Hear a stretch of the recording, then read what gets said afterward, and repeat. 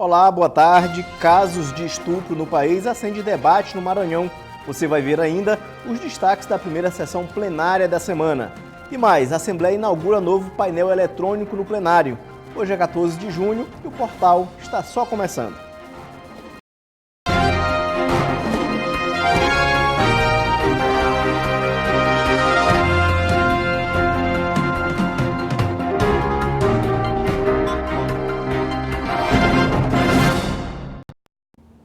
O portal da Assembleia começa com um tema preocupante que vem sendo discutido em todo o país: a cultura do estupro.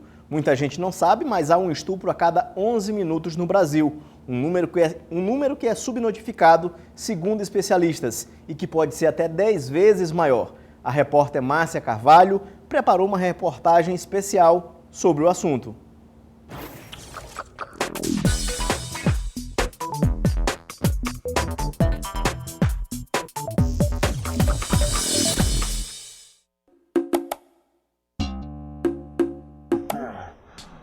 A cada 11 minutos, uma mulher é estuprada no Brasil. São, no mínimo, 527 mil casos por ano. Apenas 30% dos estupros são registrados no país. 90% das brasileiras têm medo de ser vítima de agressão. 70% das vítimas são crianças e adolescentes. 15% dos estupros envolveram 2 ou mais agressores e 58,5% dos entrevistados pelo Instituto de Pesquisa Econômica Aplicada, IPEA, em 2013, concordam total e parcialmente com a seguinte afirmação: se as mulheres soubessem como se comportar, haveria menos estupros. Os dados são do Ministério da Saúde, do Datafolha, do IPEA e do 9º Anuário Brasileiro de Segurança Pública. Revelam a existência da cultura do estupro no Brasil, um assunto que voltou a ser debatido no país após o estupro coletivo de uma jovem de 16 anos no Rio de Janeiro, caso que só ganhou repercussão nacional porque um dos envolvidos compartilhou um vídeo nas redes sociais que indicava que ela havia sido estuprada por mais de 30 homens e motivou inúmeras denúncias.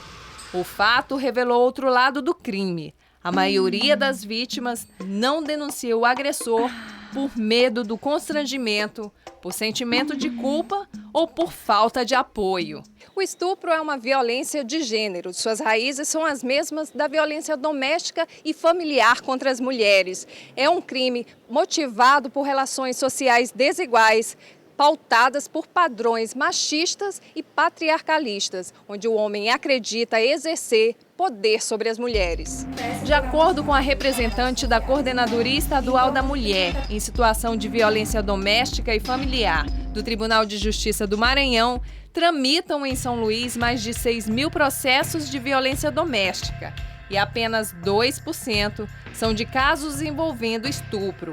O motivo seria o subregistro do crime, quando ele é comunicado, mas não é registrado nas instituições. O crime menos denunciado de violência contra a mulher, de violência doméstica e familiar contra a mulher, é a violência sexual.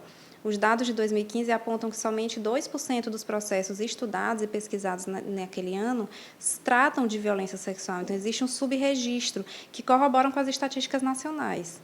Não é? No Brasil inteiro é identificado esse subregistro do crime de violência sexual por tabu, por ser um crime naturalizado pela sociedade, porque a mulher que sofre esse tipo de violência sexual, ela termina sendo culpada, culpabilizada, tanto por seus familiares, quanto a sociedade civil como um todo, e até mesmo pelas próprias instituições.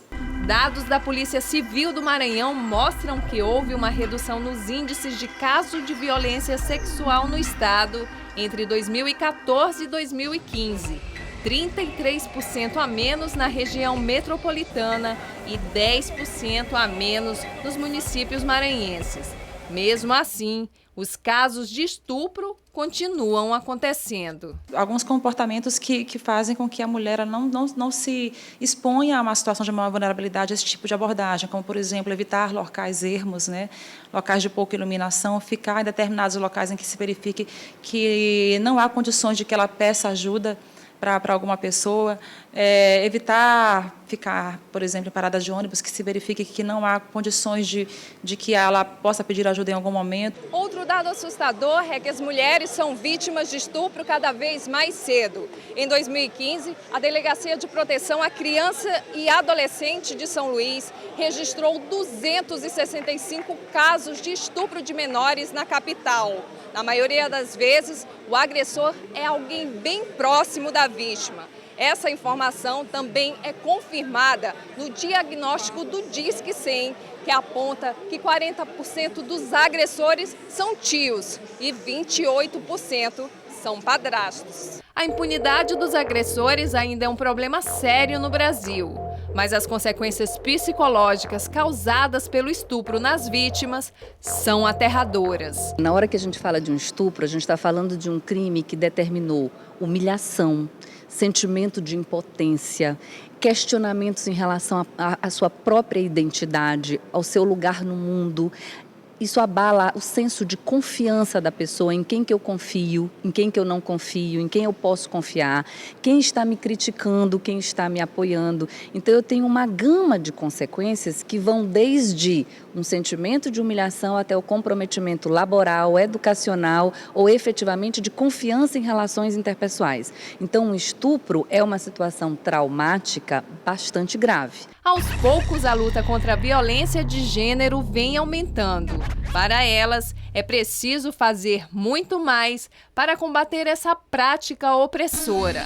A cultura do estupro é grave e deve ser extinta no Brasil urgentemente. Essa cultura ela só vai mudar a partir do momento em que nós tivermos um maior trabalho de conscientização do que acontece, do que realmente acontece, de uma abrangência maior, né, das delegacias da mulher e das suas atividades em todo o estado e também de uma maior efetividade da Lei Maria da Penha, né, que é uma lei que ainda não é cumprida como deveria ser. E precisa ser falado, porque a gente só consegue algum tipo de mudança de mentalidade quando a gente acende a discussão, mesmo que seja um tema polêmico, né?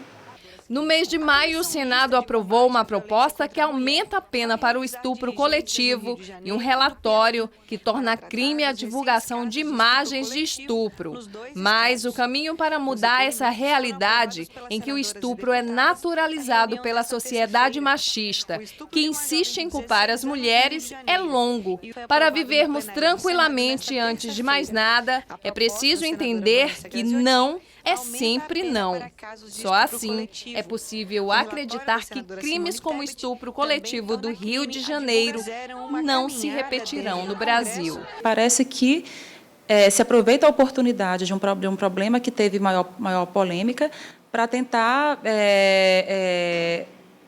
minimizar, diminuir a liberdade que a mulher tem de fazer o que ela quer, andar nos lugares que ela bem entende e ter as companhias que ela bem entende, como se quisessem tolerar a liberdade da mulher, como se quisessem colocar a mulher dentro de determinados parâmetros e regras sociais que se entende que uma mulher honesta deve ter.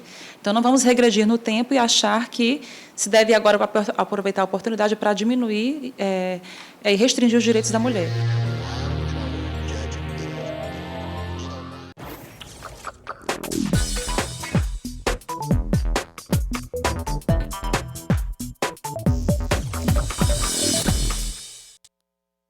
Eleições 2016. O TRE começou a convocar mesários para o pleito deste ano. O eleitor que for convocado e não comparecer ou justificar a ausência ao juiz eleitoral em até 30 dias pode sofrer sanções. A nomeação dos mesários vai até o dia 3 de agosto. Todo eleitor convocado deverá receber um comunicado da Justiça Eleitoral. Além da publicação em Diário Oficial, a convocação pode ser feita de 3 formas: por meio de carta, pela lista nos cartórios eleitorais e por e-mail. Nesse último caso, apenas se a opção foi autorizada por escrito pelo eleitor. e todos deverão passar por um treinamento por técnicos do TRE. Treinamento, o juiz ainda irá determinar o local, né? Na carta, quando o mesário for convocado, já vai estar especificado o local do treinamento e o dia, né? Então, o treinamento ele dura um dia, né? Ele já sai para o primeiro e segundo turno no cada capital, que é a única cidade do estado que pode ter segundo turno. Então, o mesário já vai receber esse treinamento e as orientações como é que vai funcionar no dia da eleição, desde a identificação do eleitor e como deve proceder no dia da votação. Os eleitores também podem se inscrever como mesário voluntário no cartório eleitoral de sua inscrição ou no site do TRE. A inscrição não confirma a nomeação de imediato. O eleitor deve aguardar a convocação. Se confirmada, o mesário terá 2 dias de folga por cada dia trabalhado, sem prejuízo no salário, além de outras vantagens. Além de participar do processo eleitoral, da democracia, ele vai ainda receber benefícios. Quem é funcionário vai receber folgas pelo dia trabalhado, além do treinamento, o dia do trabalho na eleição, no domingo.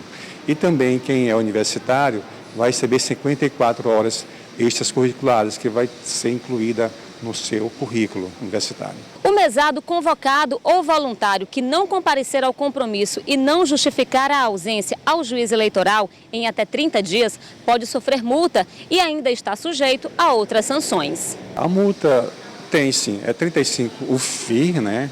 Então, e ele também não terá quitação eleitoral, aquele mesário que não comparecer e nem justificar a sua ausência aos trabalhos eleitorais. Então, ele não terá quitação e ele não vai poder participar de concurso público, tirar empréstimo, financiamento.